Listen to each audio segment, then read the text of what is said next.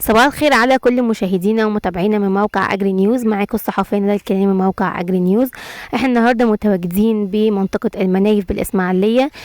في شجره اكتشفناها ان هي ممكن تستخدم كعلاج لبعض المشاكل الجلديه.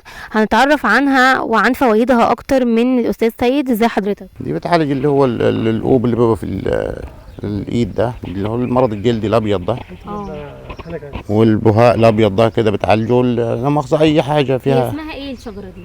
ده صبار صوابع من هو غير الصبار اللي هو العريض ده.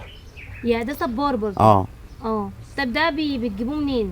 لا والله احنا دي جايبينها ناقلينها برضه من الناس كده وزرعناها من زمان يعني.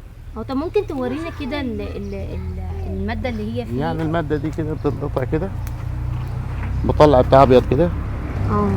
واخد بال حضرتك؟ بتاع الابيض ده هو بتاع الابيض ده بندهن على ايه، مثلا على المكان اللي هو فيه تعالجه بقى.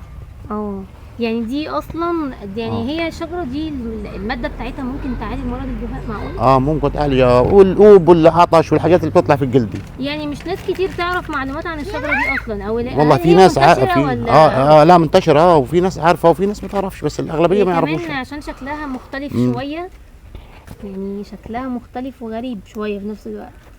الناس بتيجي تتعالج منها كله لله، يعني مش تمام.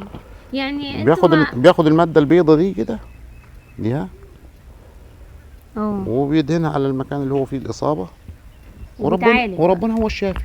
اكيد. بس دي يعني من الطرق الطبيعيه احسن للعلاج.